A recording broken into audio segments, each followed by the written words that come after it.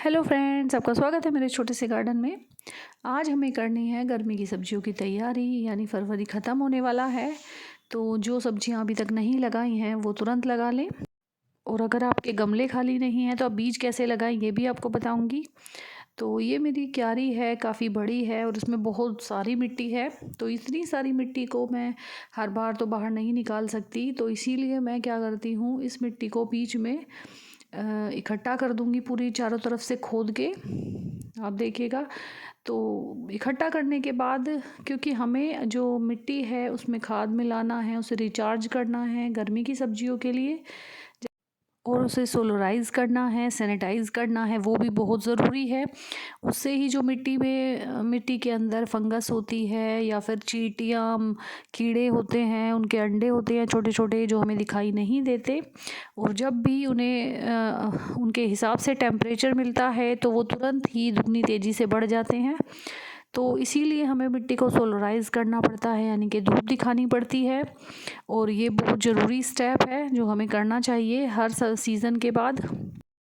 आप देख सकते हैं, मैंने अपनी मिट्टी को चारों तरफ से खोद के बीच में इकट्ठी कर दिया है। और ये मेरे टमाटर के प्लांट जो बिल्कुल हेल्दी हैं और इतने अच्छे ग्रोथ हो रही है इनकी, और इनकी लंबाई भी काफ़ी अच्छी है। और ये जो मेरी मिट्टी है, ये इसी तरह से इस पर धूप लग जाएगी और चारों तरफ भी इसमें अच्छे से धूप लग जाएगी मिट्टी के अंदर तक। और फिर मैं इसे बीच में से भी एक खोद के एक बार और धूप लगाऊंगी। और अब मैं बाकी जो मेरी क्यारी हैं, गमले हैं, उनमें भी मैं इसी तरह से करूँगी। तो अब मैं क्या करूँगी, जो मेरी क्यारी में एक दो सब्जियां लगी हुई हैं, जैसे इसमें दो मूली लगी हुई थी, तो इन्हें मैं हार्वेस्ट कर लूँगी। और जो इस छोटी सी जो मेरी क्यारी है, इसकी मिट्टी को मैं बीच में ऐसे ही इकट्ठा कर दूँगी जिससे इस पर धूप लग जाए। और ये मैं 2 दिन तक इन्हें धूप दिखाऊँगी। 2 दिन तक काफ़ी होती है। और जो इसके अंदर कीड़े मकोड़े, चींटियाँ, फंगस, वो सब इस तरह से धूप लगने से वो हट जाती है। इस काम के साथ साथ आपको खाद भी इकट्ठा करना है गर्मियों की सब्जियों के लिए, वो भी बहुत ज़रूरी है। तो ये जो मैंने खाद लिया है, ये फ्री में ही लिया है। मैंने फ्री में कैसे लिया मैं आपको बताती हूँ। हम कहीं गए थे तो मैंने अपनी गाड़ी में पहले से ही इकट्ठा रख रखा था। तो जब हम जा रहे थे तो रास्ते में सड़क के किनारे कई बार हमें ये खाद पड़ी दिखती है। तो मुझे एक जगह बहुत अच्छी खाद दिखी, तो मैंने ये वहीं से ली है फ्री में। कट्टा मेरे पास पहले से था ही, तो मैंने इसी तरह से भर लिए। और जिनकी ये खाद थी उन्होंने मेरी खुद ही ये भरवा दी, उन्होंने मेरी मदद भी की भरवाने में। और खाद के साथ साथ मैंने पत्ते भी इकट्ठे किए हैं। पत्ते भी जो ऑर्गेनिक गार्डनिंग करते हैं, क्योंकि अब हमें मिट्टी बनानी है तो इन खाद के साथ साथ पत्तों की भी बहुत ज़रूरत होती है। तो आप भी इसी तरह से पत्ते इकट्ठे कर सकते हैं, जहाँ से भी आपको पत्ते मिले आप पत्ते ले लीजिए और अपनी मिट्टी में मिलाइए, वो बहुत अच्छे रहते हैं मिट्टी के लिए। तो इस तरह से आप भी इन चीज़ों को इकट्ठा कीजिए। और मैं कोकोपीट भी लेकर आई हूँ, कोकोपीट को भी मिट्टी में मिलाऊंगी, क्योंकि गर्मी में कोकोपीट मिट्टी में मिलाना अच्छा होता है। उससे पानी होल्ड होता है और मिट्टी में मॉइस्चर बना रहता है।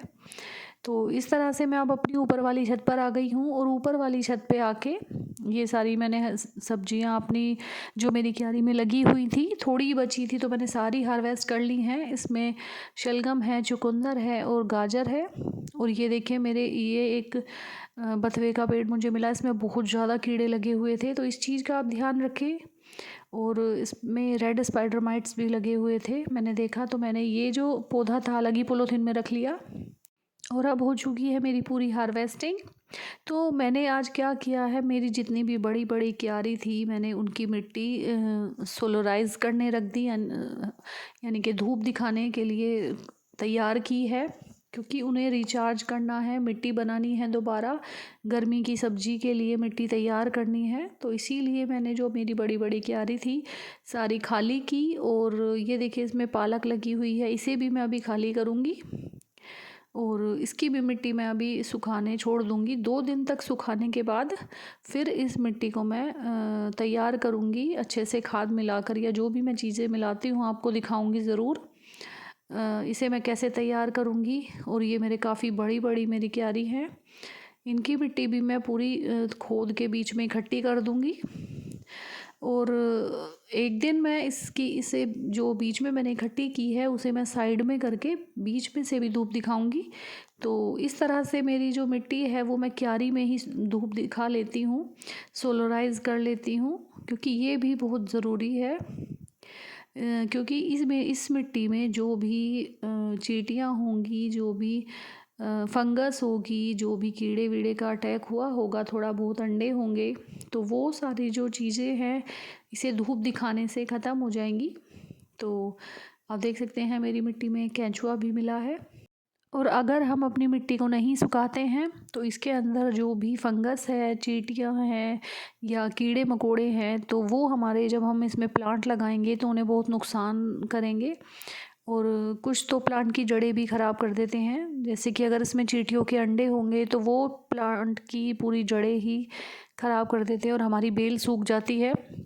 और अगर आपको बीज लगाने हैं तो इस तरह की थैलियों में, छोटे छोटे गमले हैं, जो भी आपके पास चीज़ें हैं उनमें आप सीड्स लगा के एक तरफ रख दें और अपने गमलों को इतने तैयार कर लें